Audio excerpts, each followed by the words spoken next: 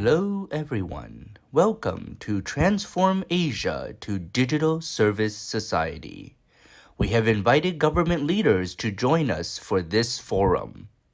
Now let us welcome our two organizers to give us some opening remarks. Our first organizer is Mr. Brian Shen, who serves as chairman of Information Service Industry Association, CISA, an association founded in 1983 with over 750 companies from tech giants to startups in Taiwan as members. He has over 30 years of industry experience in marketing, operations, management, and you name it. He is currently serving for Datong Company as an executive vice president and its subsidiary Datong System Technologies Incorporated as chairman. Now let's welcome our Mr. Brian Shen, chairman of Information Service Industry Association. Hello, Associate Chairman, Deputy Mayor of Kaohsiung, our distinguished speakers, and everyone online today.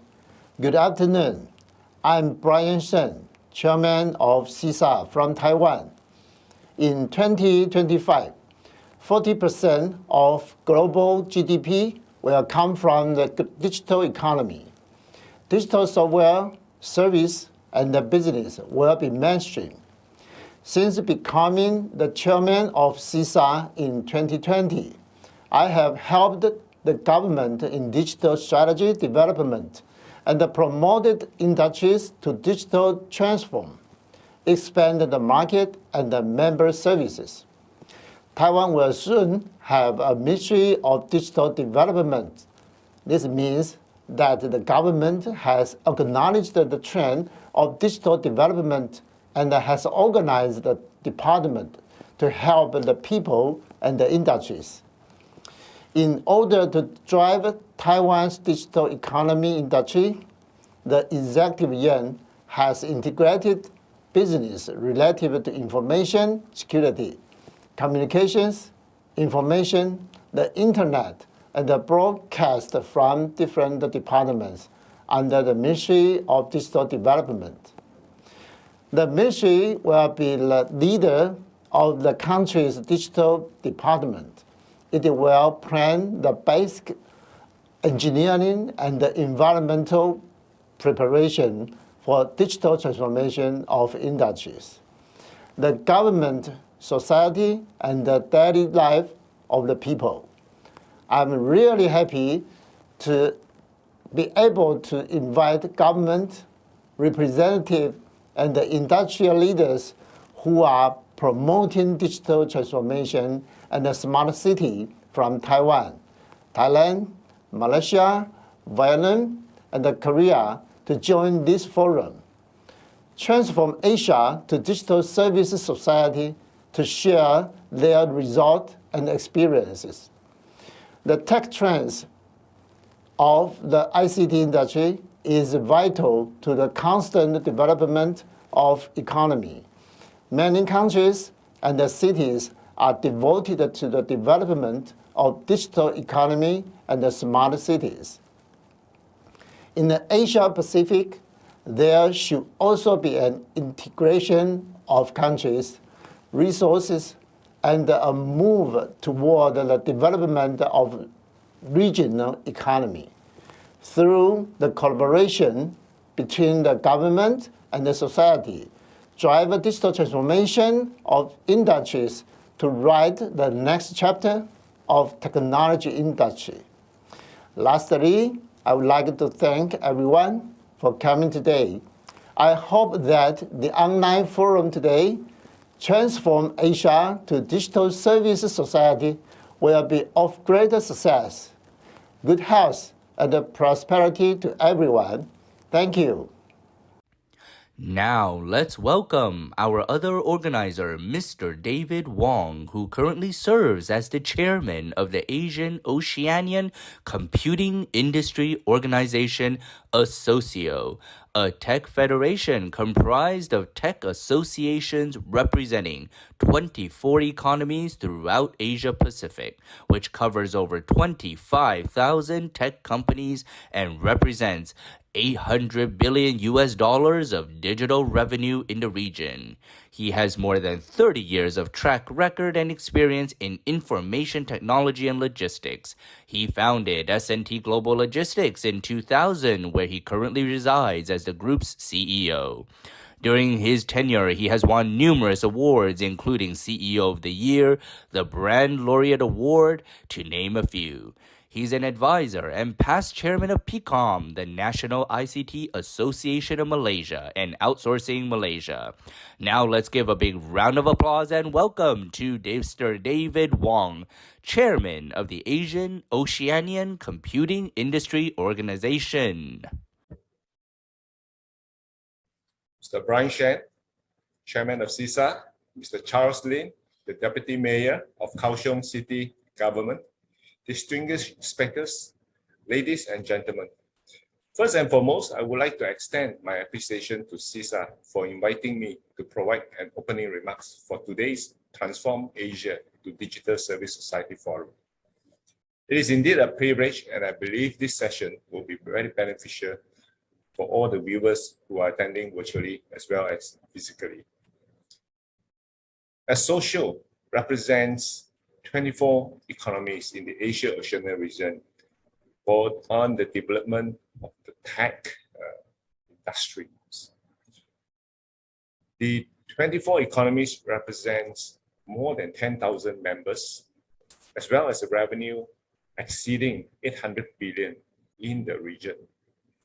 It is our vision that Asia transform digitally and successfully in this region by collaborating closely in exchange of policies as well as ideas together as one. When the COVID-19 pandemic made almost every economy into a lockdown, it had become clear that we need to work even closer, as everyone that being digitally connected is very important and has become a necessity in our hierarchy of needs. In a short span of time, most of our daily activities have suddenly shifted to be conducted online. Employees has to adjust themselves to work from home and to fully utilize digital applications such as video conferencing to virtually meet with clients and colleagues. And school children had to attend classes via online learning methods. And even conventional businesses were forced to bring their businesses online in order to survive. Even as we come to the end of the pandemic, which I hope, the practice of virtual still continues. But again, we need to adapt and adjust the way that we conduct our daily life as well as business, the most appropriate way, so that we are able to maximize and optimize the usage of technology. Now, according to ITU, 4.1 billion people were using the internet back in 2019. Since then, the number of users has actually surged to 800 million to reach 4.9 billion people in 2021. That represents a 20% growth in just 2 years, right? And also 63% of our population now are on digital. Now, Asia plays a very important role. It actually consists of 60% of the world's population and dominates 32% of the world's digital market. So its digital creativity accounts for actually 1/3 of Asia's economic growth per capita over the past 20 years. Now, we are beginning to see a lot of governments around the world expanding on their digital society framework, an initiative with the introduction of new digital service policies and regulations. As an example of this is the Estonia Fully Digital Society. Now, Estonia has been seen as one of the world pioneers in digital society. From registering a business, government services, schooling, voting, and even healthcare All of these are done online. I still remember that a couple of years back, 3 years back, when we did a cruise to Estonia, and one of my colleagues actually lost their passport. And it was a Sunday. And within a matter of hours, without a single intervention of a human, because Sunday was a holiday for most of the businesses, as well as even government services in Estonia. Everything was done online.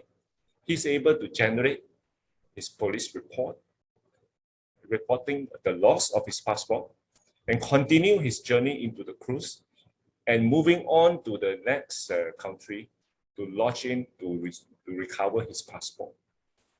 That is what Estonia infrastructure, digital infrastructure has done. And the whole thing was without a human intervention. So we could also see similar approach being adopted in some countries here in Asia, because I think we are not left behind. In Taiwan, for example, the National Development Council has formulated Digital Government Program 2.0 or Taiwan 2020 to 2025 to accelerate various response measures to promote the government's digital transformation. I think that's a good move, and I congratulate the Taiwan government for taking this initiative. Ladies and gentlemen, transforming a country into a digital society is very important, as it provides opportunities for the citizens to successfully navigate their livelihood, improve employability, have wider access to education, help to eliminate corruptions, and curbing with tax erosions. However, as we progress to be a fully digitalized nation, we also need to be mindful to prevent ourselves of issues such as cyber attacks. And this must be put as a top priority to ensure digital continuity. This is why it's important to develop the right policies and execute the right strategies by both government and industry coming together. Other focus and objective that ASEAN economies should be looking at are digital infrastructure, human resource development, and even the nurturing of the whole startup ecosystem. As many nations in many of our member countries have successfully embarked on that journey and produced very good results. And having said that, all this effort should not be concentrated to just government. The government, along with the private sector and such an association like ASOCIO, like CISA, and academic institutions and citizens are all equally important and should work together to make this transformation work. So as I conclude, I would like to once again thank the organizer of this forum. I hope this forum will achieve its objective and goal of promoting the digital service transformation.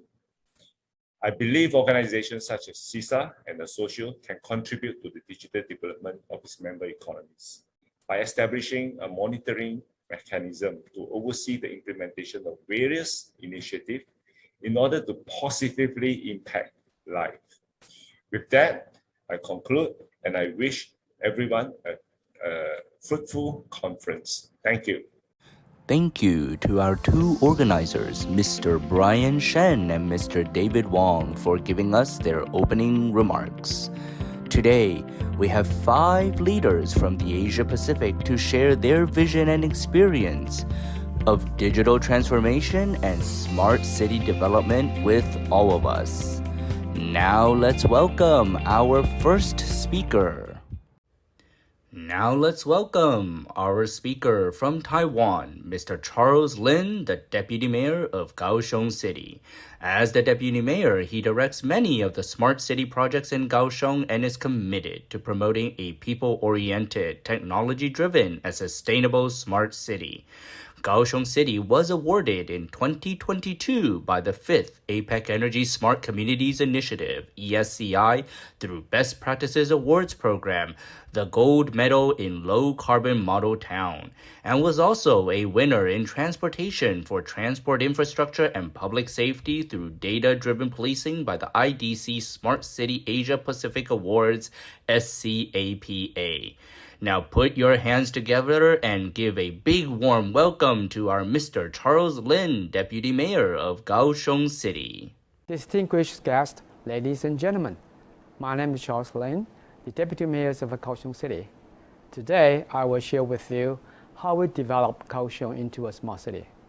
Mayor Chen announced 4 governance principles, including industry transformations, increasing employment, transportation infrastructure, and mitigating the air pollution problems when he took his office. Kaohsiung Smart City strategy's goals, in that case, will be of some aspects. Let me introduce to you. The first one is satisfying the citizens' needs. For example, creating job opportunities, increasing social participations on building a smart city. The second, we try to ensure their safety, like smooth traffic, promoting public health, long-term health care. And the third is increasing the citizens' enjoyments through smart technology implementations.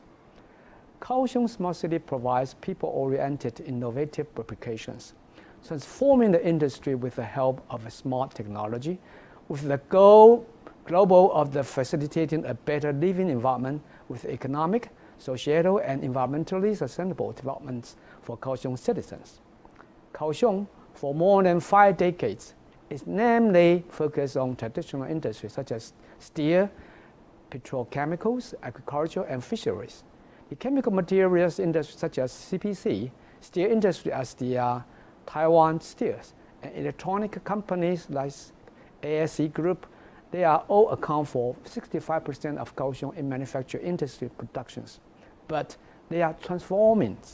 Taiwan semiconductor industry has risen to global competitiveness and is ranked number 1 or number 2 globally in areas such as the water fabrications, packaging and testing, with excellent industry lines and investment from key players from the semiconductor industry. Nanzi Industry Park in the north of the Kaohsiung became the key puzzle to complete the 1,000 semiconductor national corridors. In the north of the city, the Technology Park 2000 Taiwan Science Park forms the semiconductor manufacturing clusters. To the south, there is a semiconductor materials and petrochemical industry clusters. In all combinations with advanced and manufacturing semiconductor companies, this is the key that leads the development of the city to have more value and to deepen the foundation for industry developments. From the downstreams, packaging and testing and manufacturing, to upstreams, IC design system, integrations altogether. Companies like TSMC, Merck, S Groups, Integris are all planning to land in Kaohsiung in combination with the semiconductor materials and equipment. This will complete the semiconductor industry clusters, increasing job opportunities in Kaohsiung. Kaohsiung Bay Area is another story, but it's a rising start. There were 5G IoT innovation hubs in southern Taiwan space, and there are 4 international connections to attract investment. The central government invests more than $350 million to build the most comprehensive 5G IoT test fair and a new global portal for smart city solutions. We attract many global and domestic companies and startups to land in Kaohsiung. The city Kaohsiung worked with the industry, government, and the institutions together, totaling to 114 organizations have formed the 5G IoT International Alliances. It's very important in Kaohsiung. They attracted more than $1 billion of investments, expected to have $4 billion yearly productions and over 10,000 new job opportunities. After covering the basics, now it is Kaohsiung's city approach to become smarter. We have industry transformations, through system integrations, application disseminations throughout the city, and most importantly, international connections. We have more 70 smart applications happening right now, including digital governance, education, public safety, transportation, etc. And here we are the results. Kaohsiung City is not only transforming a heavy industry-focused city to a high-tech city, but also bringing the industry transformation in the manufacturing and service industry. We have implemented smart inspections for industry safety, 5G XR smarter winds, energy training simulations, and 5G wave smarter factories. We also have a virtual and physical interactive inspections with holographic projects and XR image real-time broadcasts. We have audio visuals streaming with a virtual IP live performance. And most importantly, we take care of our citizens with smarter wards monitor solutions in our hospital. We have won 2 awards this year from IDC. The one is the 3D public safety inspections and warning system, and Kaohsiung Port's external traffic AI smarter signals. To resolve the street violence problems, as you did, Kaohsiung City governments choose 8 major industry venues to set up an earlier warning system by monitoring surrounding volumes and send alarms. Technologies such as AI image analysis, sound sensoring, and identification are used to analyze abnormal behavior of people and vehicles to prevent accidents in advance. The other is the transportation bureaus of Kaohsiung City governments introduced an intelligence traffic sign system. This system applies the current mainstreams technology in the AI field, the multi-agent deep reinforcement learning method by simulating the traffic state, detecting the road signal system. The traffic flow simulations and data generated can be used to train and optimize a general AI signal control strategy to respond to real-time traffic changes. I think it's a very important thing and very good function for the city. The result shows that it can reduce 15 to 25% of the stop and the other delay, and 4 to 20% of the main road travel times. Aside from IDC, Kaohsiung had also participated in the 2020 the 5th APAC Energy Smart Community Initiative Best Products Awards program, and won the Gold and Low Carbon Model Taunt and Silver Award for Smart Transport. We were selected from 65 cases from 70 APAC economies that participated. Next, I will briefly go over how we have transformed Kaohsiung to a smart and sustainable low-carbon model towns. For Kaohsiung City's climate adaptation plans, we focus carbon reductions in 6 sectors. They will be including energy, manufacturing, housing, transportation, agriculture, and environments. Specifically in the energy sectors, we have the 6 years, 1.25 gigawatts green energy project. We want to aid in on that.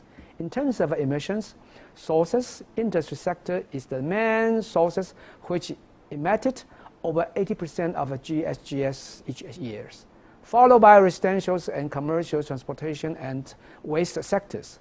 According to the last data, the net carbon dioxide emission of Kaohsiung City in years of 2020, we are 55 million metric tons of carbon dioxide, which was 20% lower than the base years of the year 2005. For exceeding more than the years of 2025 target set by the central government, with the addition of the 6 years, 1.25 gigawatt green energy projects.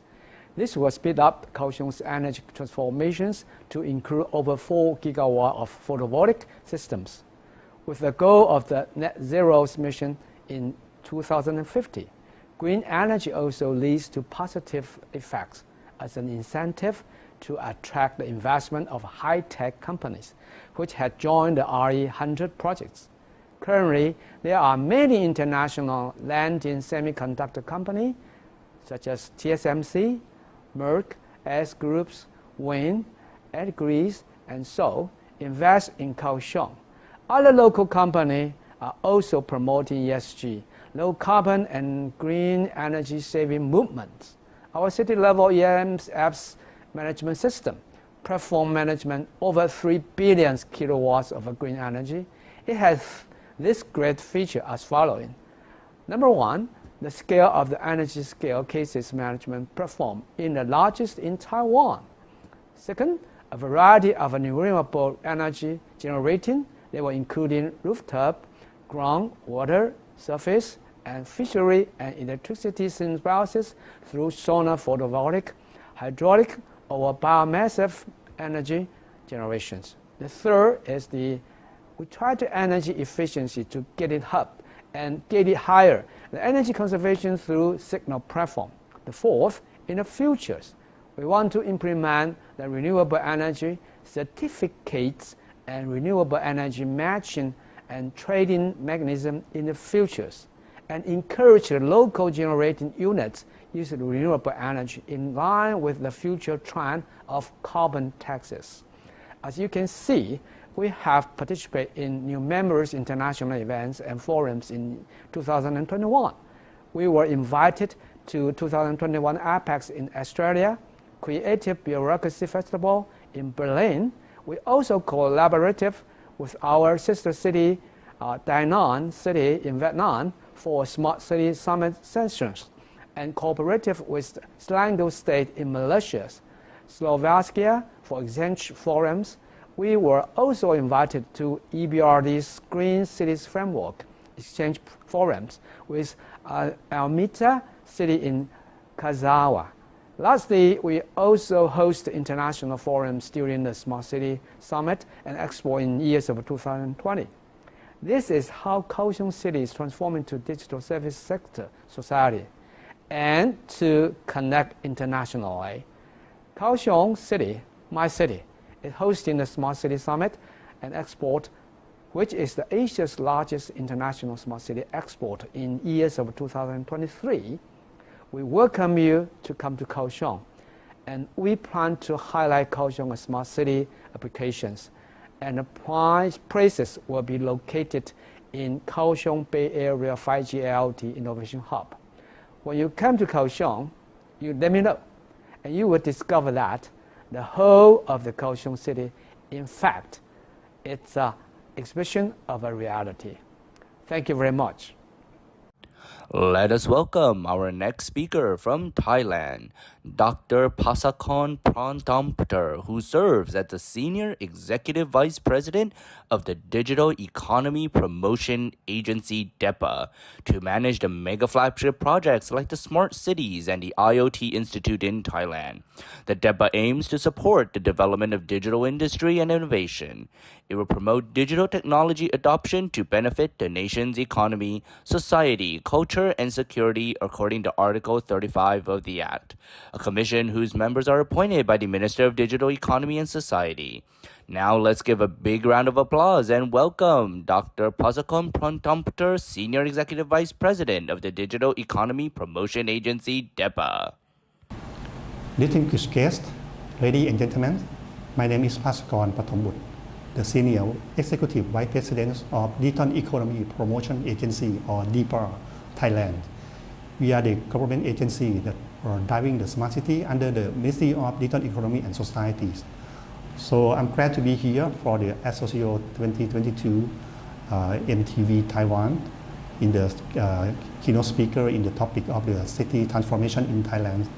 So our smart city in Thailand is 5 years now, and we are still working on it. Here I would like to show you the technology, the strategy of the government.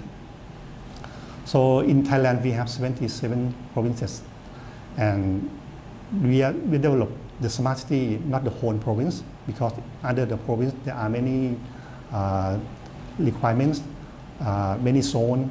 So we have to separate it down into the level of the sub-district or municipality. So the smart city in Thailand, the size of the cities is about the sub-district or municipalities. So it's smaller, but it's quite focused on the pain points or requirements of the people in the city. So in this picture, I want to tell you that there are many disrupts from the technology, from the aging society, or from the pandemics like COVID-19. So the city have to adapt or adopt the technology to solve this kind of problems. And thank you for the digital economy that is coming in this era. So we can take the benefit of digital technology to solve a lot of problems with the new paradigm. So that means the smart city in Thailand use the technology, simply speak, that transform the cities. So like the way we transform the organizations, but it's the bigger size, the bigger area. Basically, we start from digitization. That means we need to digitize on the process, on the data from the paper, from the sensor. We need to collect, to digitize, to become the data. Once we get the data, we do the digitalization. That means we transform the process, the whole process. That we like a public service, the legislations at the municipalities, and at the end, we need to transform the whole organizations, the whole city. We call it digital transformation. That means the citizens or the customer have to change their experience also, not just the service providers. So this is the whole ecosystem that have to be transformed and working together. So there are many applications that are working in Thailand, like PromptPay. PromptPay is the e-payment system that link between the bank and this make a lot of easier for the payment systems. And the M4. The M4 is another application similar to Taiwan that is e-payments or multi-lane free flow. So this is kind of the way we transform. We starting from the collect the data, what is the requirements, and then we do the digitalization, and then we have to educate the user. They have to change the experience, that is the transformation, and we apply that in the level of the city, in the municipalities. So from the left to the right, of course, there are a lot of technology get involved to do the smart cities. But anyway, we do not take the technology at the lead. We take the citizen at the lead. So the citizen requirements or citizen-centric has to come first, not the technology. We have to understand the requirements of the people in the city first, and then we apply the technology to them. So back to the digital technology. In our point of view, we start from the data. Anything in the city could collect and to become the city data. A lot of technology under the data, like the IoT, the how to collect the data, how to send the data, and then once you get more and more data, it's become the big data. And the big data can do many more. We can see the problem in the new angle that we never seen before. So it's made me do the good plannings because of more and more data from the history. So we can understand the requirements, the pain points more with the big data. And once we got the big data, we can do the analytics with the artificial intelligence or AI. We can do the machine learning, deep learning, whatever that make its automations. Or we can do the predictions of the problems. Or we can do the good plannings with the AIs. And at the end, we hope that we can come to the digital twin. So it's a cyber-physical system that link between the real world and the virtual world together. Why we need the virtual world? Actually, not the virtual world. It's the virtual world that map to the physical world. So we can do the forecast. We can do the simulations. We can predictions on the virtual world in advance, and then we can adapt, implement it in the physical world later. So that is like our playground or our sandbox So if we can manage physical, if we can manage virtual world, we can manage the physical world. So the data come from many kind of sources. In the real physicals, you can see a lot of the CCTV sensor or the data from the smartphone, even from the social media of the citizens. We can do the social listening with the AIs, or we can use the satellite or the remote sensing to collect data, or even the data from the human beings that input the data. But anyway, we have to transform that paper-based to digital-based. And then we can do more because of the data become digital. So this is the basic way that we transform the city to make a better public service.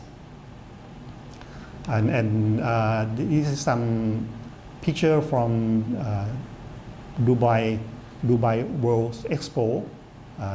So you see that they can show the usage of the energy in the city, mapping directly to the physical cities. So that means we can easier to manage or see the anomaly detections. So many kind of the operation that can be worked on this kind of virtual and together with the physical, because the physical has the sensor. So we can do the same things in the city, like in Thailand, but you know that we don't have the like advanced technology, but we can do it based on the requirements piece by piece. Like we have the problem with the PM 2.5, so that we need the sensor, and we need to see how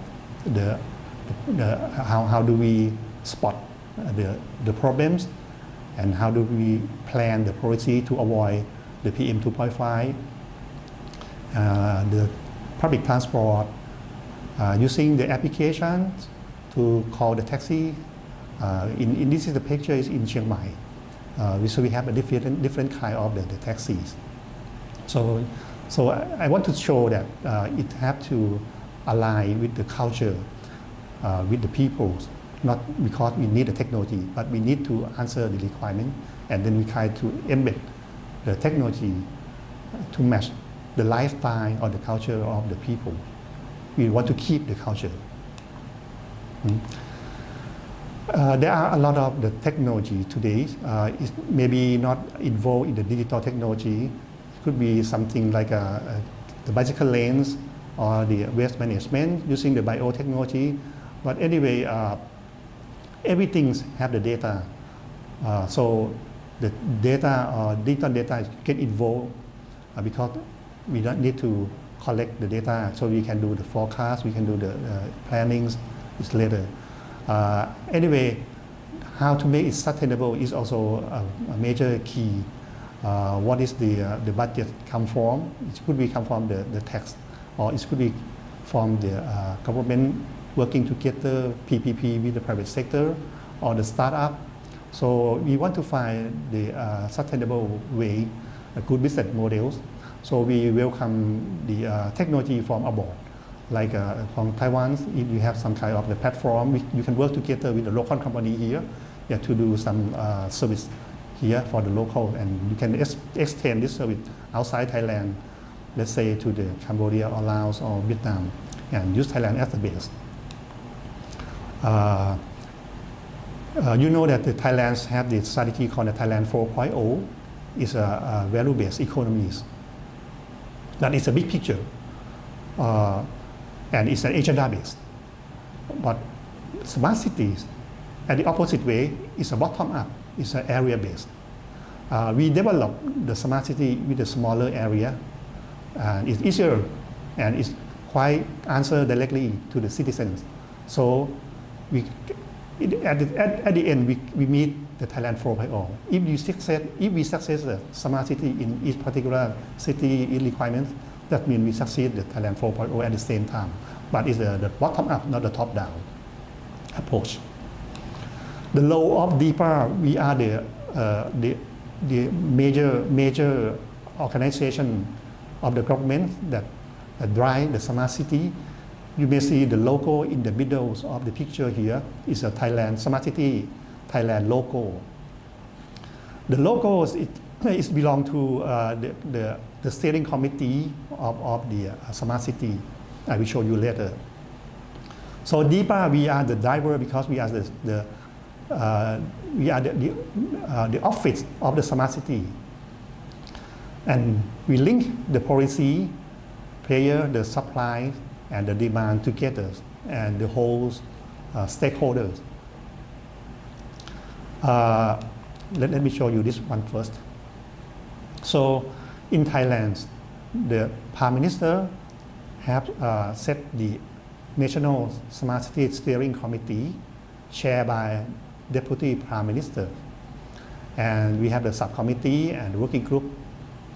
So the role of these committees is to plan the smart city, the master plans, and one of them, they have set up the Smart City Thailand logo.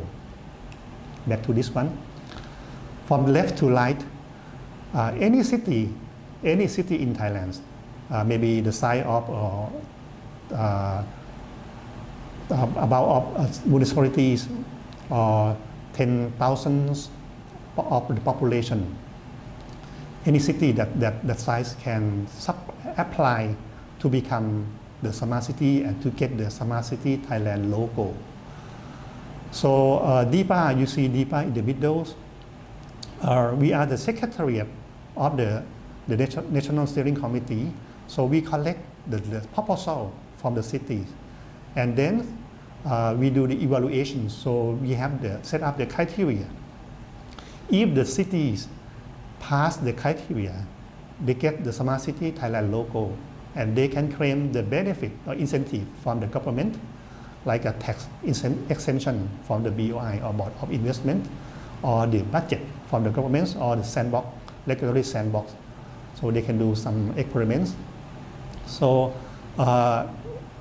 you can see that there are a lot of benefit, and DEPA is in the middle because we are like promoters, and all at the same time we are the regulators, and we incubate the city until they get the Smart City Thailand logo. That means they pass the criteria of the government and get the incentive. Here is the requirements or the criteria. So the first one is, I'm sorry, the letter is too small.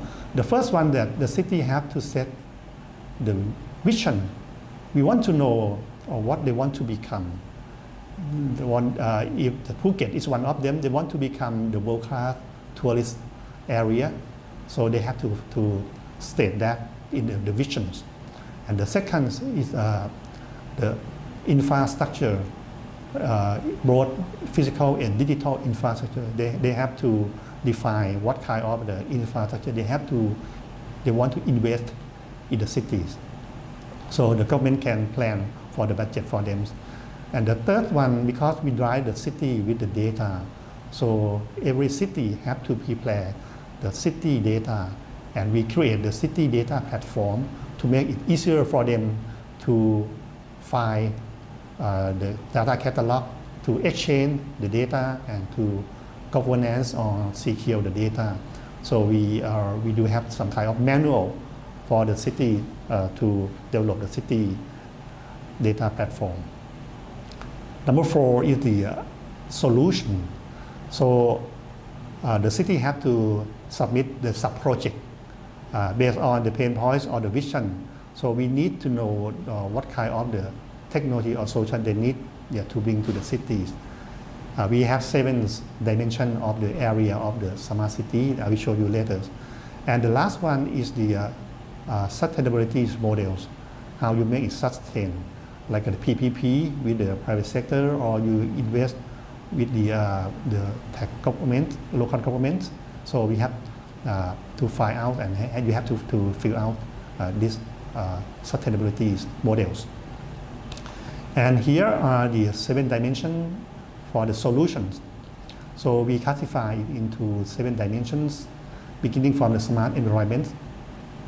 The smart environment is like a mandatory. So every city must implement the smart environment solutions.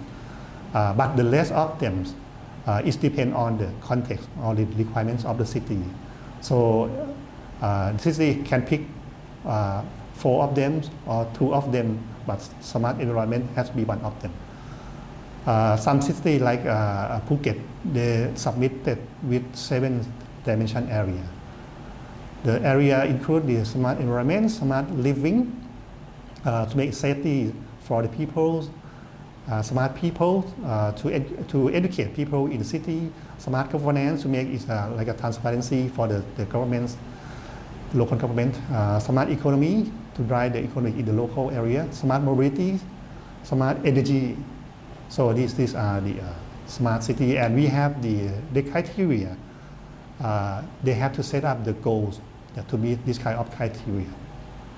And today, there are about 54 cities that have already submitted the proposals, and DEPA, we are incubating this city, and last year 15 of them have passed the criteria. Here are the 15 cities that have passed the criteria and get the benefit from the government already. So it's a 2-year plan. The proposal is 2-year plan, but they have to renew it every 2 years, because the smart city sometimes it's a lifetime project. It's not a 2 years, it's maybe 5 years, 10 years, or 70 years. And you see in this picture that is the proposal is come from the city around the country. And some city in the red, that is the new cities. So it's a brand new city developed from the green field. So it's possible, it's not an existing city. So, and the private sector can also submit the proposal, not only the local government. So we open that. And in Bangkok, number 6, 7, 8, 9 is the area in Bangkok. That means that in Bangkok there are 4 areas that have already submitted the proposal. That just means it's not the whole province, but in particular zone. In Chiang Mai also two zones that have already submitted the proposal. So it's the area about the municipalities size. Here's the picture of the ceremonies of the trophy or the Smart City Thailand logo that we present to the 15 cities by the Deputy Prime Minister in the last December last year. And beyond the Smart City Thailand local mechanisms, DEPA, we also do the promote on the human or the manpower. We have the program. This one is Smart City Leadership Program. So this program is to do training for the leader or the mayor of any city that they can apply for these curriculums. So it's possible that if you have some kind of the technology, if you want to train to transfer to these leaders, we can collaborate and working together and arrange the workshop, or we can arrange the technical tour to this group because they are the decision makers. And that is for the senior. It is for the junior. This is another program, we call it the Smart City Ambassadors Program. And this is for the senior, for the junior, like a new graduated student. These students, these graduated students, we train them, we do the boot camps for them for the whole year, and we also pay them for the salary and let them go back to their hometown to work with the cities. So when we do the trainings, we request the city to send, we call it captain, yeah, the staff from the city to work to train together like a buddy with these ambassadors. So they can working together, and the same we can do the we can transfer the know-how, knowledge from your technology if you want. We can collaborate. This one is easier because they are the new generation, so they know how to develop the technology. And this is the curriculum for anyone in online. Okay, this is the Smart City Week 2020. Because of COVID, we cannot make it the last 2 years, but we hope that we can come back and arrange the events like this in this year, and you are welcome. We will announce to our friend also. Beyond the senior and junior, this is for the startup. We also promote the startup to working with the city. It's another, the shortcut to develop the city using the technology from the startups. Okay. Finally, here we also collect the handbook, the guidebook, or the buyer guide. So it is possible that to collect the data or the technology or brochure from your company, and we collect it and we develop it to the white paper. It's easier for the mayor to make the decision or the procurement process. So you are welcome to join this kind of the buyer guide. Okay, that is I think this is the end of my talk.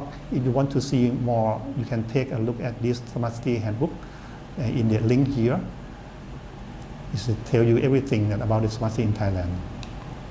And please also visit our website. Thank you very much. Next is our speaker from Malaysia, Mr. Tony Yeoh, who serves as the CEO of the Digital Penang, a government agency of the state of Penang, established to accelerate efforts to capture opportunities in the digital economy and promote a digitally engaged society. With international experience in 7 countries in Asia among systems integration and business consulting, Mr. Yeoh has now returned to contribute to his home state in Penang, Malaysia. As Penang gears up for the state development vision of Penang 2030 as a family-focused, green and smart state to inspire the nation, Digital Penang acts as an umbrella organization to oversee and integrate them towards a common goal. Now let's put our hands together and welcome our next speaker, Mr. Tony Yeoh, CEO of the Digital Penang. So thank you, ASOCIO, for inviting me to have this sharing on our digital journey. I'm Tony Yeoh, CEO of Digital Penang.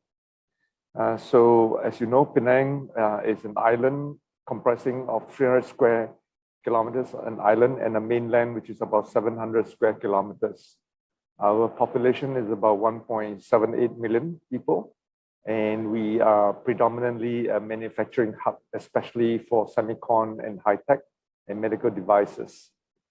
We have 10 industrial parks in Penang, mostly on the mainland. In 2018, the Chief Minister was appointed, and he came up with this vision of Penang 2030. Part of the vision is to create a family-focused green smart state. And some of the goals are obviously in the pillars of livability, upgraded economy, engaged civil society, and also a resilient infrastructure. In that vision itself, one of the key elements is creating a smart state. And that obviously, apart from the physical development, is also the digital facet of that vision. Part of the vision of the digital journey is obviously to create that digital journey is from the stakeholder experience perspective.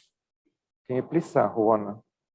So how we design the digital journey is based on a couple of things. One is about the stakeholder experience. So looking at it from the angle of these 5 key stakeholders, what would be the digital journey look like? And then the other element is, how does the journey of digitalization align with the SDG goals? And how does it help in terms of achieving some of these sustainable development goals? So Digital Penang was set up about 2 years ago, a government agency of the Penang state. And our mission is to basically orchestrate a lot of the digital initiatives in the state to see how we can capture opportunities in the digital economy. How do we then look at building a resilient infrastructure, getting the community to adopt digital technology, and then in terms of the delivery of government services and creating a smart city in that context. So as you can see from the goals, we are pretty much aligned with quite a lot of the SDG goals in achieving that digital journey. At the state level, this is our digitalization plan and transformation plan, and we are only in halfway through this journey itself. At the federal level, for the whole Malaysia, there is a bigger plan called My Digital, and that is basically how we align from the state level to the federal at the national level. So as part of that digital transformation and also that Penang 2030 vision, the Chief Minister wanted to designate a digital district to bring to life the vision. So the digital district is basically carving out an area to see how we can create a city campus to attract investments in digital services and software. As you recall, I mentioned that we have 10 industrial parks, mainly in manufacturing. So this is the first digital district that we have created, where it is a fusion of heritage, technology, and creative arts. And it will be given a digital nomad hub status in September this year. So this digital district is basically an area that is designated and is also a UNESCO heritage site where there is a lot of heritage in terms of our colonial days. And so there's a lot of culture as well as creativity in this region. So the idea is obviously to attract investments into this area. And this is where the living lab will be for smart city, how we can experiment with some of the policies in terms of a digital district. Apart from that, at the broader state level, there are many projects that have already been initiated. And there are over 100 projects in 5 domains. Some of the key domains, especially in smart government, is where how government operates in terms of delivery of services. So we have set up a GeoHub for sharing geospatial data, obviously because of landslides and climate change. So we have to look at how do we monitor the environment. And we also have an intelligent operations center where we actually collect information through CCTVs and to provide security and safety for our residents. In the smart environment initiatives, we have a few things around pollution centers to collect data on the environment, flood warning systems, centers to collect in terms of whether there will be issues when there is a huge heavy downpour. And then also we are deploying 5G smart street poles. So smart street poles are actually used to create the 5G infrastructure. And then lastly, of course, is also for waste management in terms of how do we be more efficient in terms of routing our garbage trucks around the state itself. And then how do we dispose? At the moment, there will be some initiatives looking at waste to energy disposal systems. On the smart mobility and infrastructure initiatives, we looked at smart parking. And so how can people use a mobile app to pay for parking? And then also how do we have such that people do not have to go and search for a car park in the CBD. So smart parking is one of the things that have been initiated as well. A major push as part of the digitalization strategy is to have fiber to the home. And because of the heritage area, digging up roads is quite difficult. And so how do we have a more innovative approach to deploy fiber? And so the telcos have come up with an innovative way to clip on some of this fiber along the drains, right? And that is how we deploy in a heritage area, because in a brownfield site, it's very difficult to dig up the roads and it will cause a lot of inconvenience and disturbance. Another initiative that we're looking at is obviously traffic simulation. And so how traffic is always a major problem in a lot of cities. And so how do we simulate traffic? How do we ensure that when new buildings and new development come into place, what impact would it cause to the additional traffic load? Additional things is like monitoring the traffic using sensors and analytics, and then digesting and seeing how we can plan for better roads. On the left-hand side, as you can see on the smart economy pillar and smart community, this is where Digital Penang has spent a lot of time working on is the creative digital district, as I've mentioned earlier, and then as well as developing a tech startup ecosystem. entrepreneurship is definitely key to have a vibrant ecosystem. And therefore, we need to make sure that we have good tech entrepreneurs that are willing to do startups and solve problems, not just related to the private sector, but also solve problems that are related to governance as well. We have a heavy push in terms of getting our local companies to adopt digital and to go international. And part of it is all about upskilling people in terms of IR4. Apart from that, we're looking at additional supply chains in terms of how do we use our engineering prowess and how do we use it to tap into other additional supply chains beyond medical tech devices, beyond semicon manufacturing. Can we look into satellite supply, for example? In the smart community space, we try to encourage our citizens to adopt digital. So e-wallets adoption is definitely key. How do we get people to use e-wallets for payment, cashless payment, as well as also getting them to use technologies to go e-commerce? And then we set up digital libraries as well to get the communities to come in and engage and to participate in the digital manner. So that, in a nutshell, is basically our digital journey, and it's still evolving, and there will still be a lot more to go in terms of how especially we deliver services to the Now, let's welcome our speaker from Vietnam, Dr. Tuyen. He is a senior official in preparation and formulation of law bills, government policies, strategies, programs, and management for ICT industry, services, human resource development, and digital tech firm promotion of Vietnam. He has more than 35 years of working experience in various government agencies.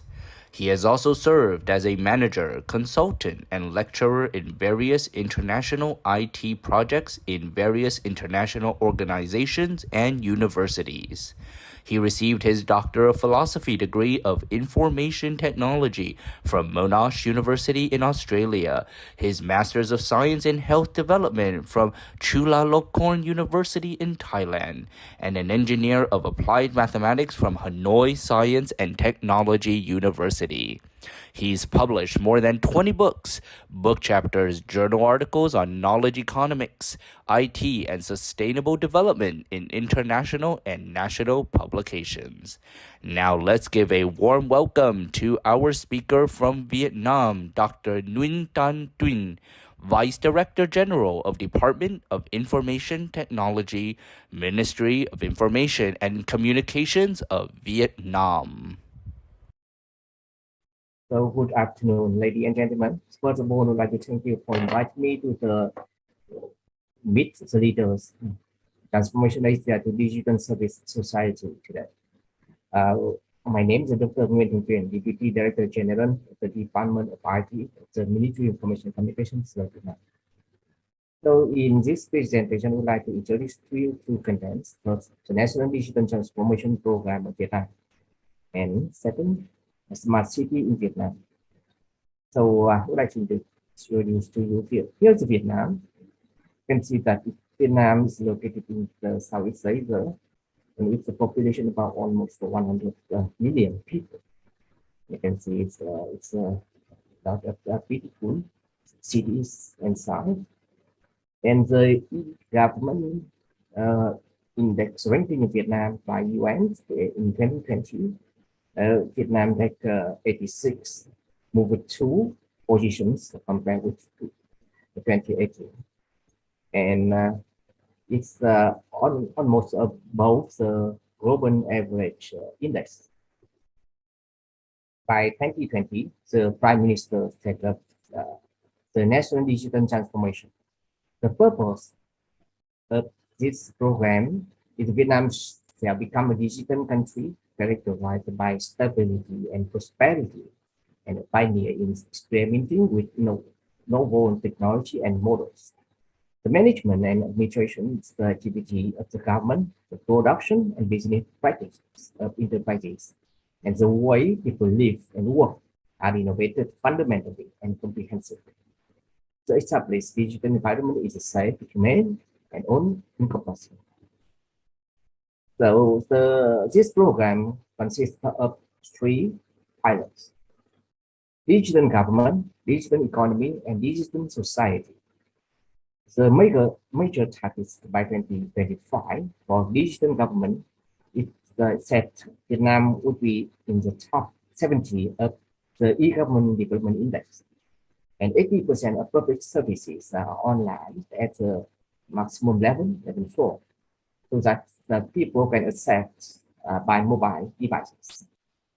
For digital economy, the government set up the target by 2025. Vietnam will be in the top 30 in the global infrastructure ranking and the information technology development index. And for the digital society, set up Vietnam in the top 30 in the global competitiveness index ranking. And the fiber optical internet to be covered 100% of commutes and 80% of households.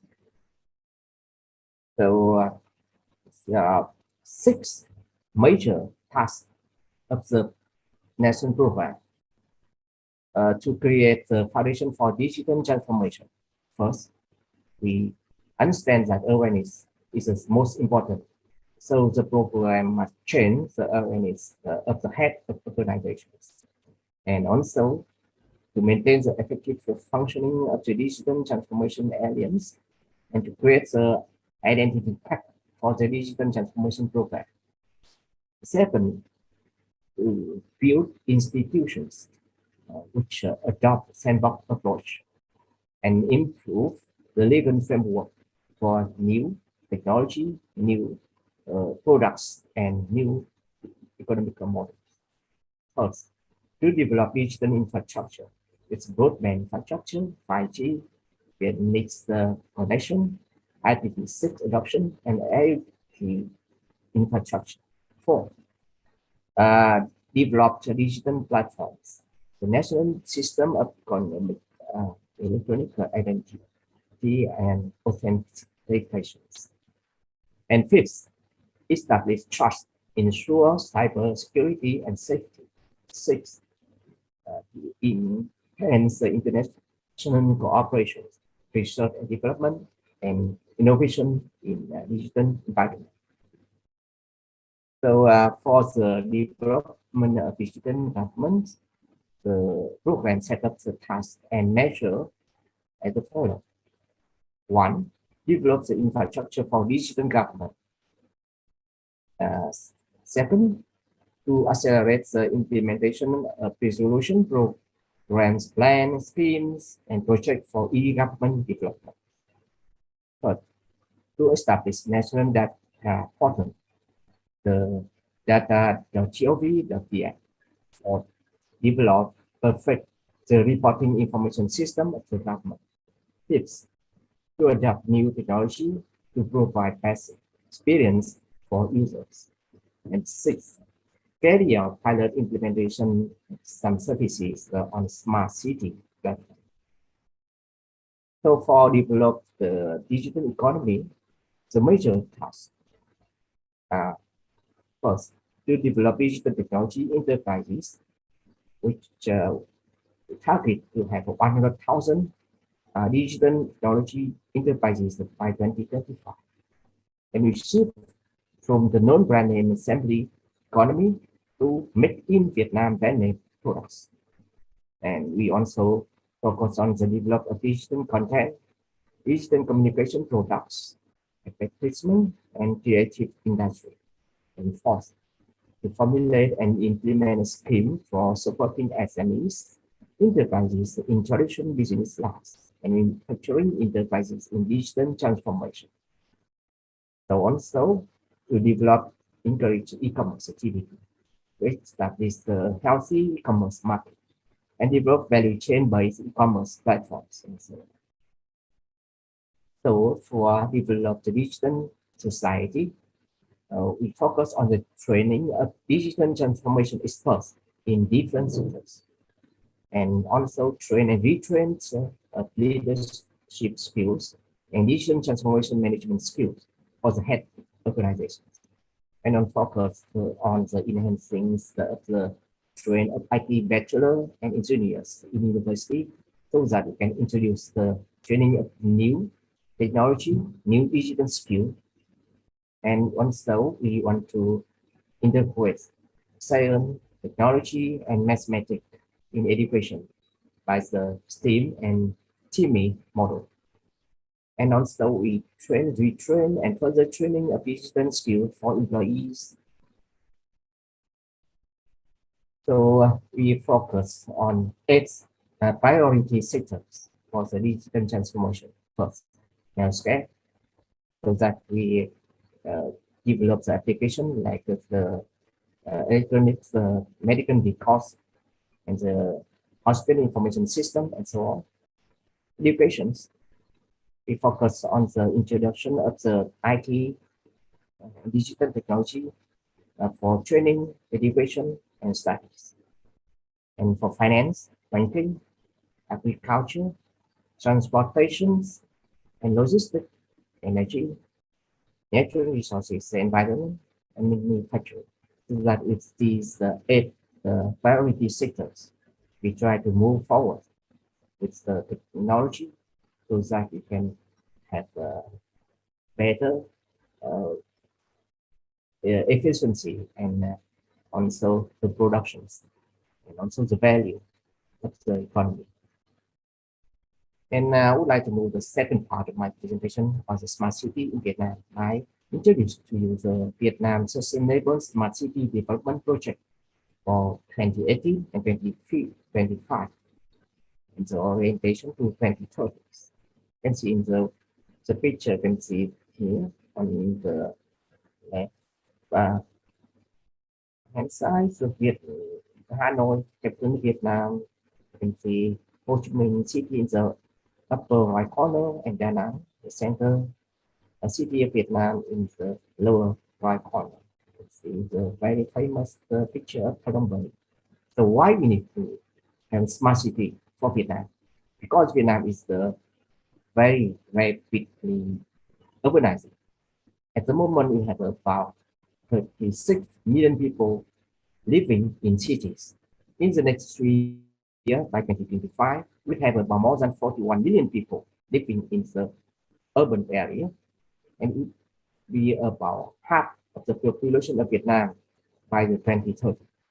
So we face with a lot of challenges and pressure, like the water resilience, the wastewater and sanitation, solid waste management, flood risk management, as you know that Vietnam is one of the most vulnerable countries of the world, and sustainable tourism, and also we want to bring the technology for the urban management and transportation.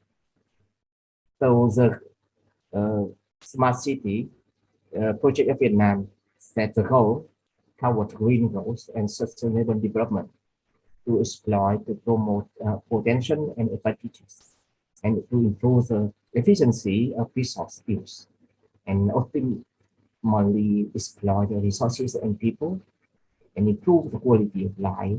At the same time, ensure creating conditions for organization and individual and people to effectively participate in research, construction, investment, management, smart city development, and limit the risk and potential hazards, and improve the efficiency of state management and urban services, and also enhance the competitiveness of the economy and the international integration.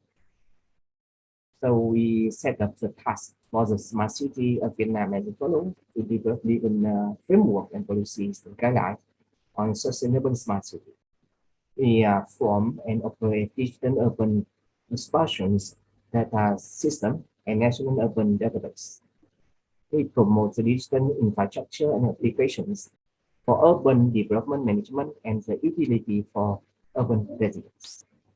Focus on the smart urban lighting, intelligent traffic, the guiding control system for road users, and also controlling and responding to emergency situations. And also intelligence, water supply and drainage system ensures the ability to control and treat pollution and quality safety, and smart urban waste collection and treatment, and smart grid and warning system for risk and natural disaster. So the Ministry of Information and Communications introduced the ICT framework for smart city in Vietnam, which consists of 6 layers.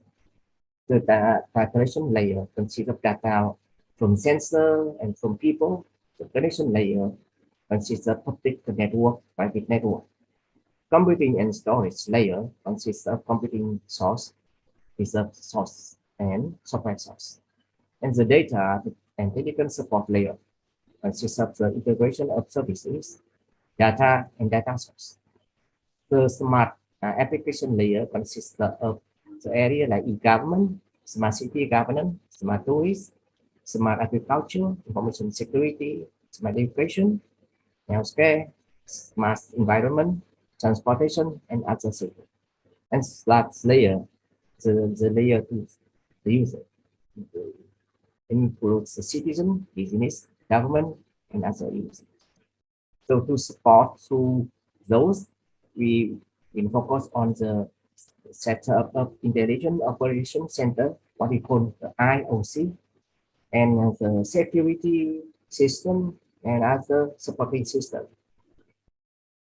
So we have a progress so far for the smart city project. At the moment, 41 of 63 provinces and cities are already implementing smart city projects, especially Hanoi, Ho Chi Minh City, and Da Nang are 3 cities in the ASEAN Smart City Network, which was proposed by Singapore at the 32 ASEAN Summit. And we focus on the share and open data warehouse for the use of the government organizations, agencies, and for enterprises and citizens. So we consider the Intelligent Operation Center as the brain of the smart city. So we set up the IOC in all those 41 provinces. And we focus on mobile apps for residents. For example, the port 122 to receive and reflect information. The emergency switchboard system so that it can have to take very quick and fast action for the resident in case. And the traffic information application and the planning information app so that resident can know and aware what the plan of the city in the future. And as the example of the smart city application is the flood warning app, which is widely applied in Ho Chi Minh City, where the floods become more severe in the recent time. So we'd like to thank you very much for your attention to my presentation. I'd like to wish you a good afternoon. Thank you very much. Now let's welcome our speaker from Korea, Dr. John Choi. Dr. John Choi has served as the CEO of MarkAny Seoul, Korea since 1999. He has also served as ASOCIO Deputy Chairman since 2019. From 1991 to 2016, he was the professor at Sangmyeong University Seoul teaching computer science. His areas of expertise are computer security, digital rights management, artificial intelligence, just to name a few. He is often invited as a speaker both at home and abroad for topics dealing with digital transformation. Now put your hands together and welcome our speaker from Korea, Mr. John Choi, CEO of MarkAny.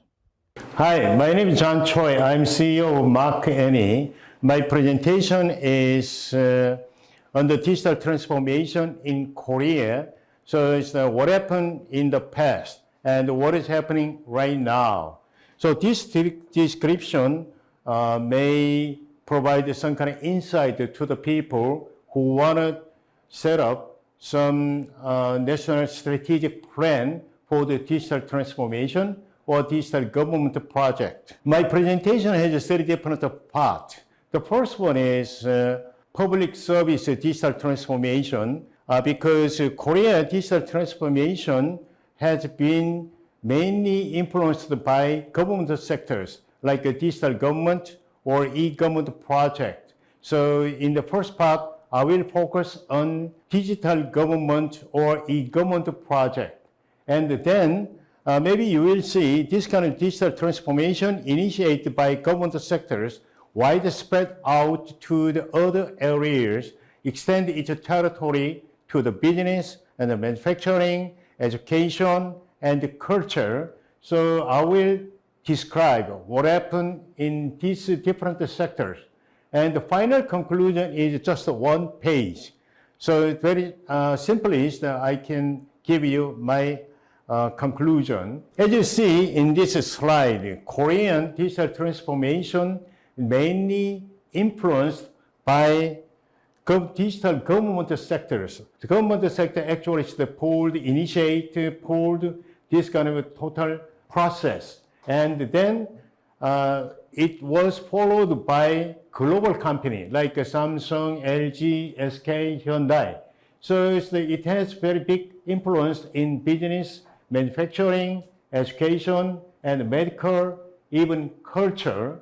Then right now it is being pulled by SME, small and medium enterprise. This is a not so simple one because Korean digital transformation actually has taken more than 60 years.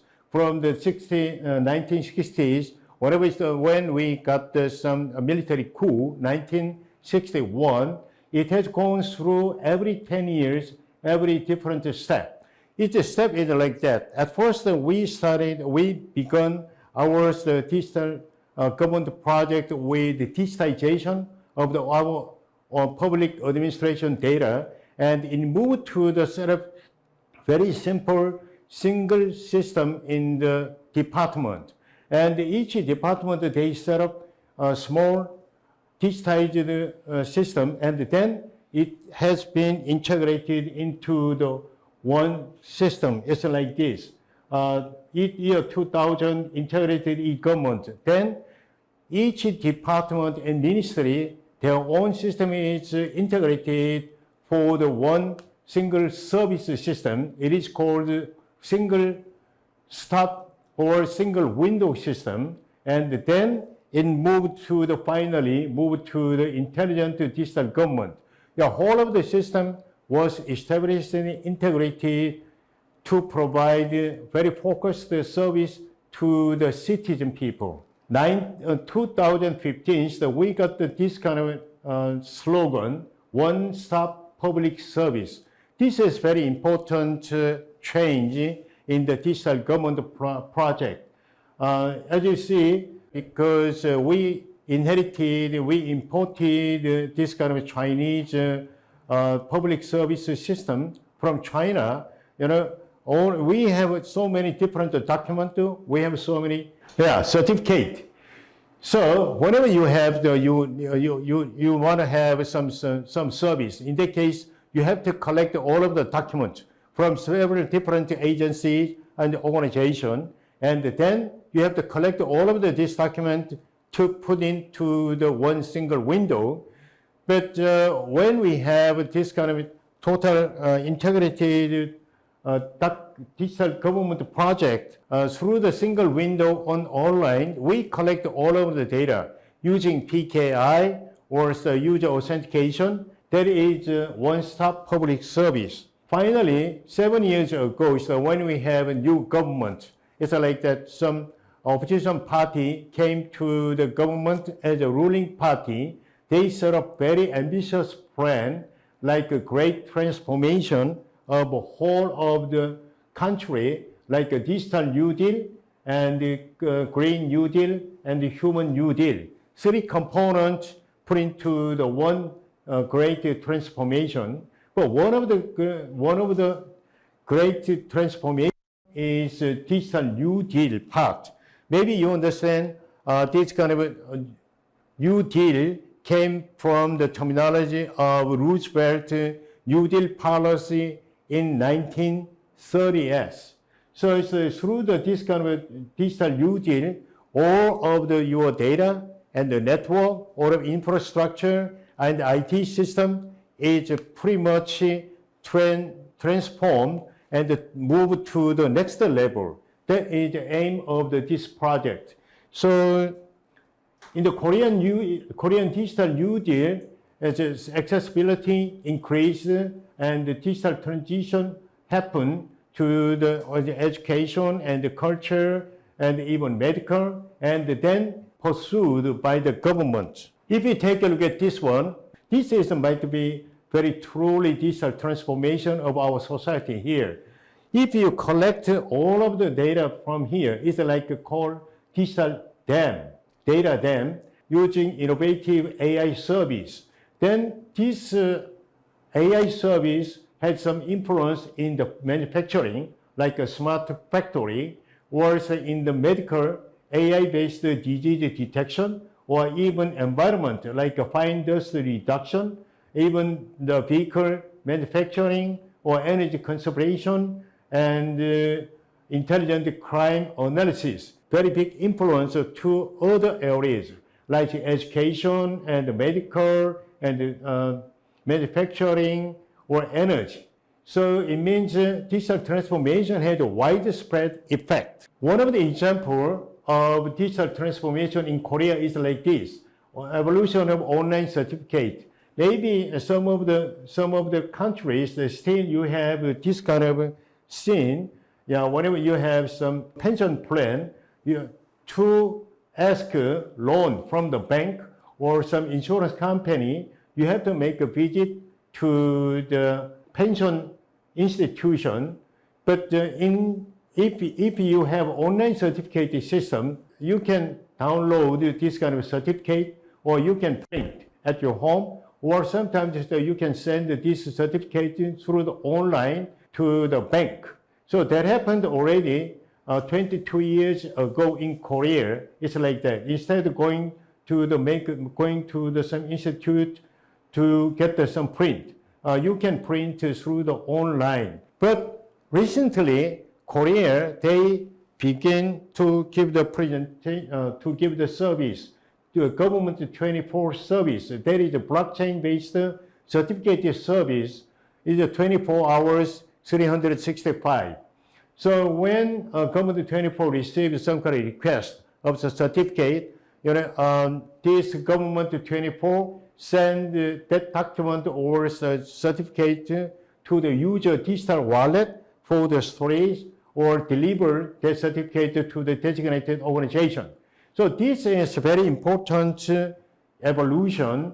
It's like this. Right now, government 24 service provide all of the certificate available here, like a family registration, building and land, and the local tax, automobile, or city moving report, military services certificate, more than 300 certificates, even including high school diploma. If you take a look at this one, you got some feeling Korean government, they provide everything here. So even for the foreign people, they provide this kind of blockchain-based certificate printing and delivery service. And also Korean public service is already moved to even local government.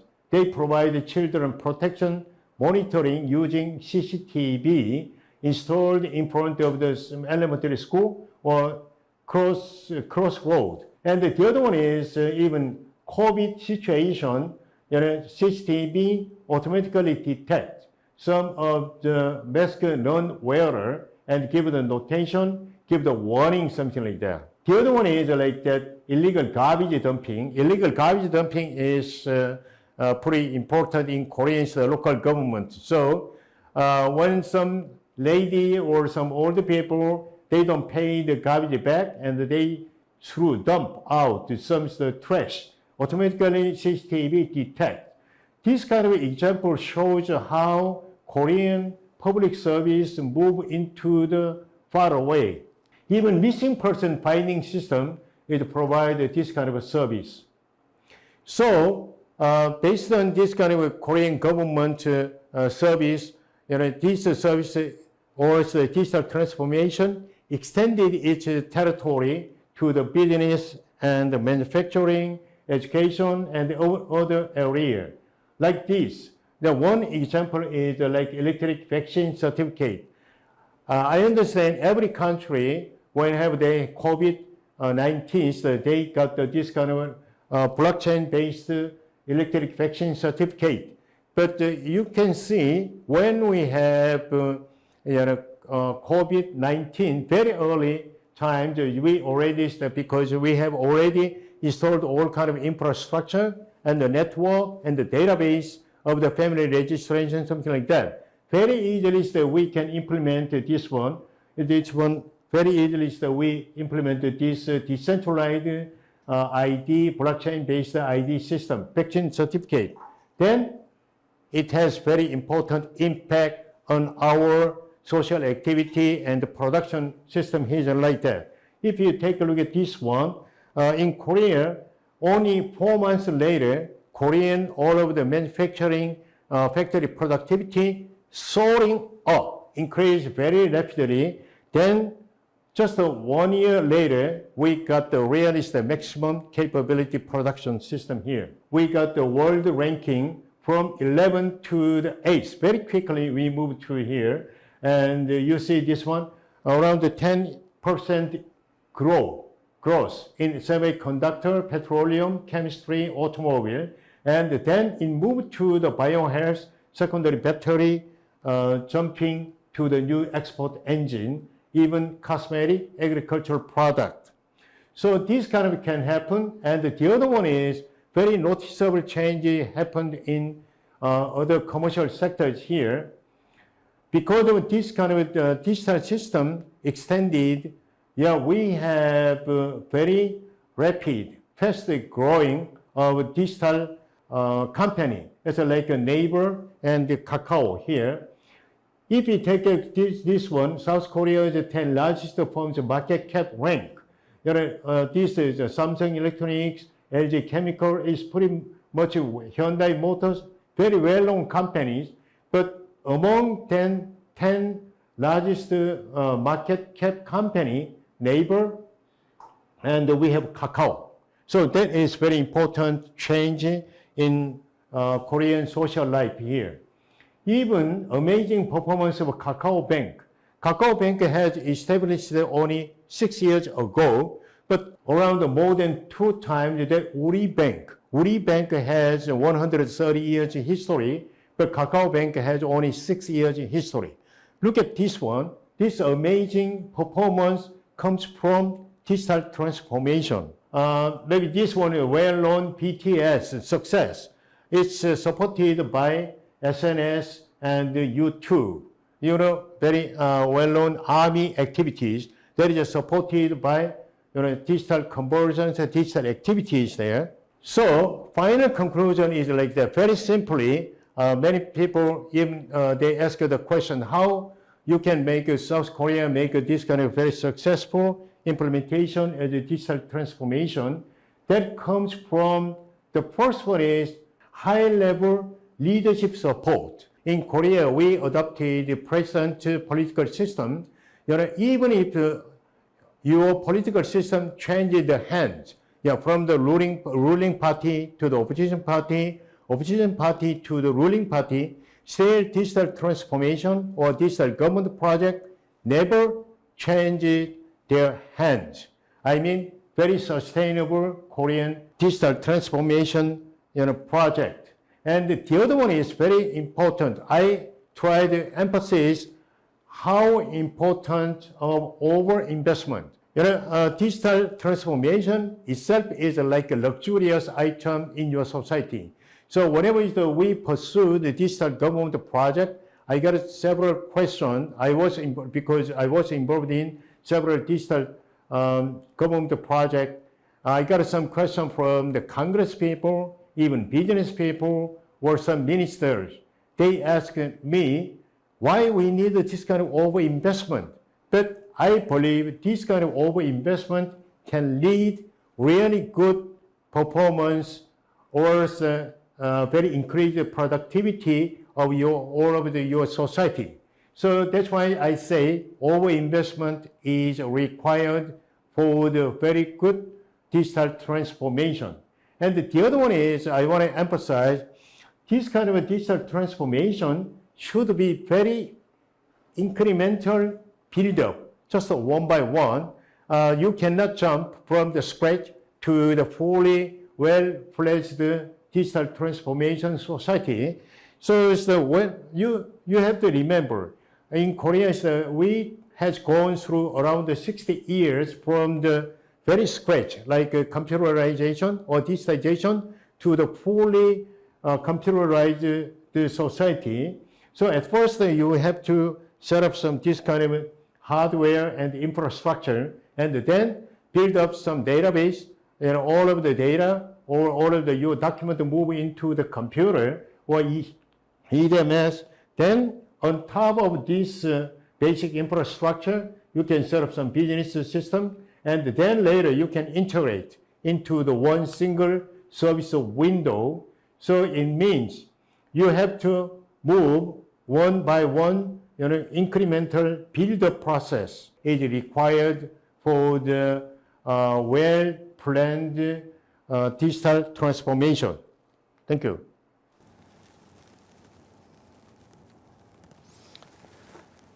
How do you think we can build a sustainable future?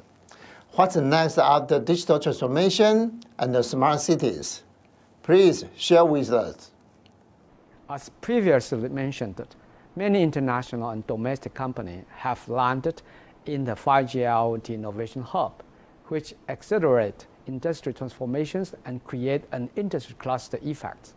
The 5G IoT Innovation Hub focuses on smart infrastructure, startup terrace, industry clusters, talent cultivations, industry developments, and on-site application, and more.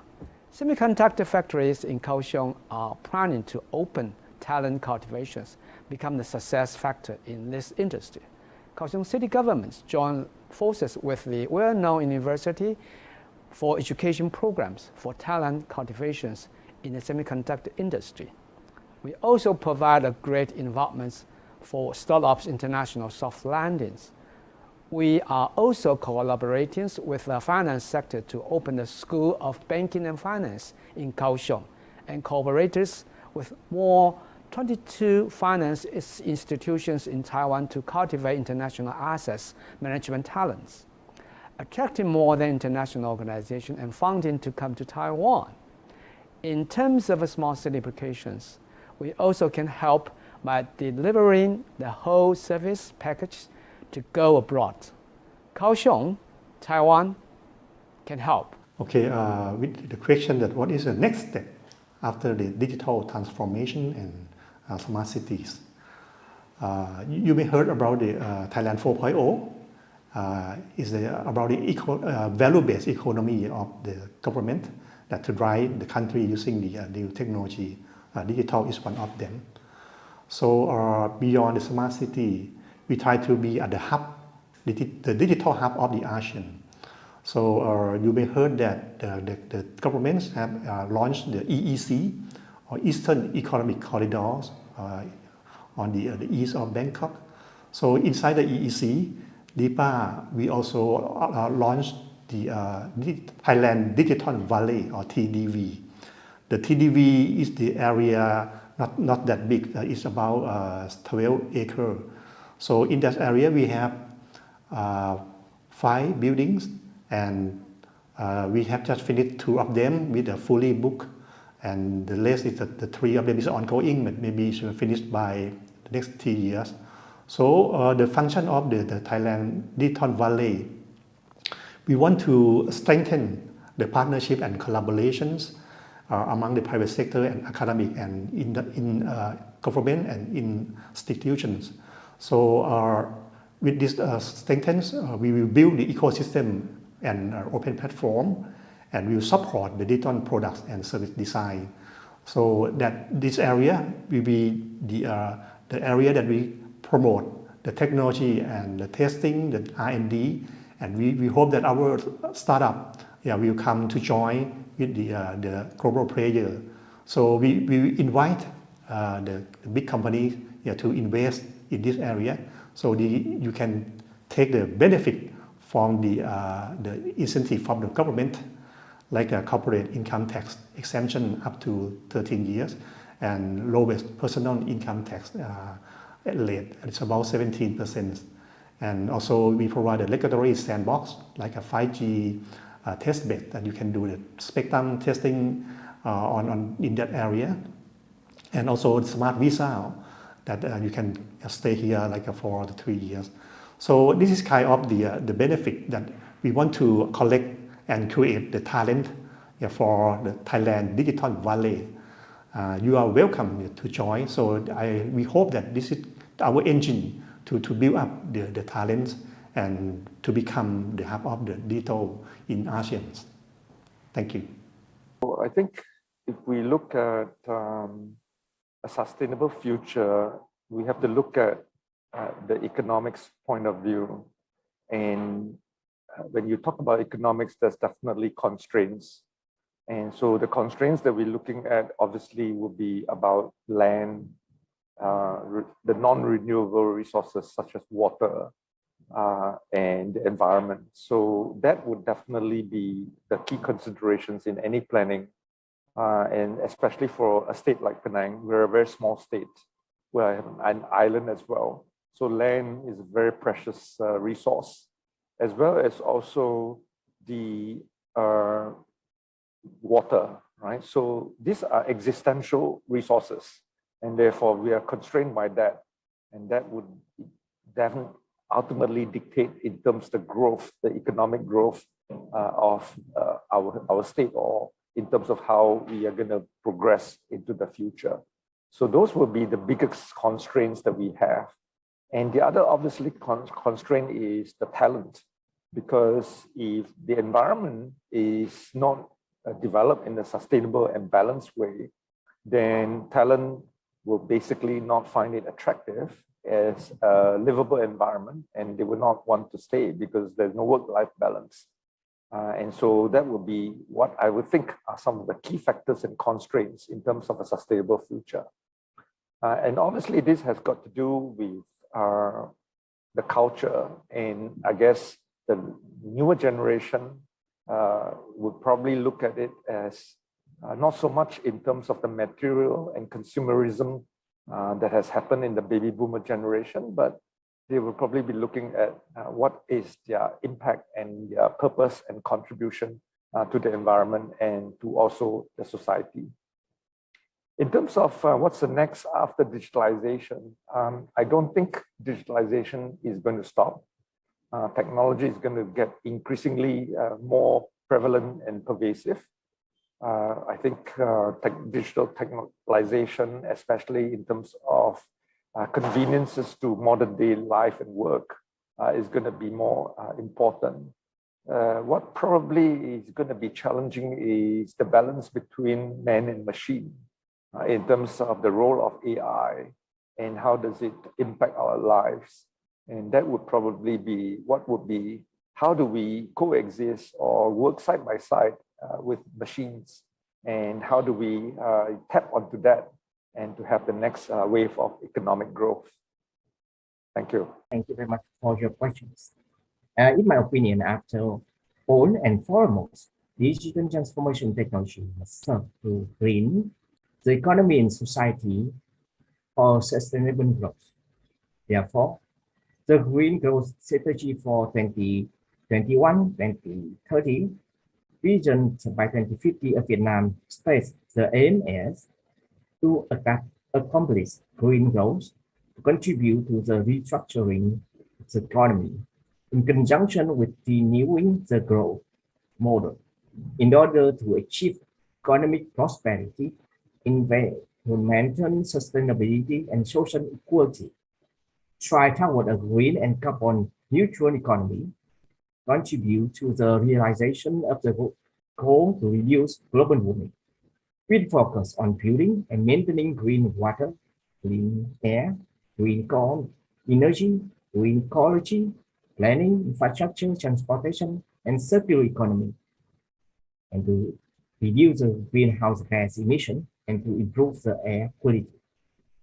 We also focus on the effectively adaptation of community and infrastructure to climate change, and to improve the resource efficiency and to protect ecological assets so that our next generation can enjoy worse conditions than today, but better. The question is how are you going to build a sustainable future?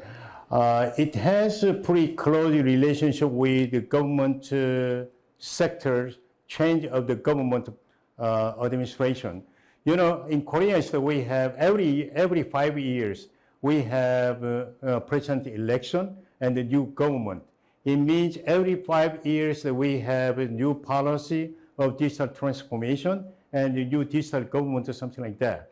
But still, so far, around more than 60 years, our consistent direction of the digital transformation is to increase convenience of citizen people, and the other one is how to increase productivity of your society in terms of manufacturing and the social activities and the cultural change, everything there. So two ways. The first one is increase your citizens' convenience, and the other way is increase the productivity of your society. I think that is two directions. Is keep sustainable target and sustainable direction. So even if we have a new government next around 5 years later, still the new government will pursue this kind of project. So we don't have pretty much worry about that. Yeah, next, second question is next after digital transformation and smart cities. So far, especially the last government, they pursued the project of customization service. It means every citizen has a different request, different demand, different desire, and also every citizen people, they have a different situation. So customize the service means based on its all kind of big data analysis of what kind of situation he is in.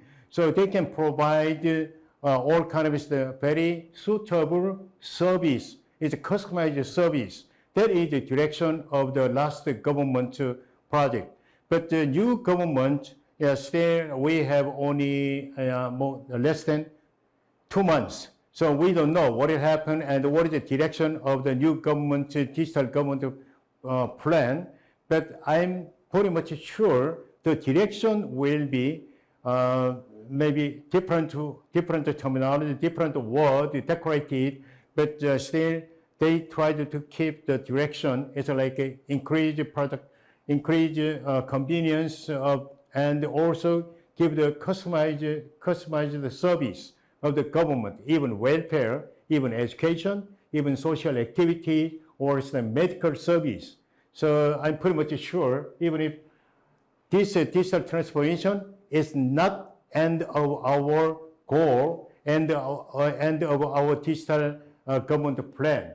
Even smart city, as I show you already in local government, in local government, they provide very strong security for the children, strong security for the neighbor people. Maybe in Korea, if you come to Korea around 2 o'clock in the morning, a lot of ladies with very short skirts, they can move around in Korean everywhere. So that means a very secure environment. Also, environment, very good neighborhood, they provide this kind of a service. Thank you for the keynote and QA session from our speakers. The event was a great success. We gathered officials from both governments and industries to share their insights and experiences. We are happy to see that change is still ongoing and that more application and transformation is happening in this post-pandemic era. We are looking forward to bringing Asia into the next level, transforming and upgrading it into digital Asia and a digital service society.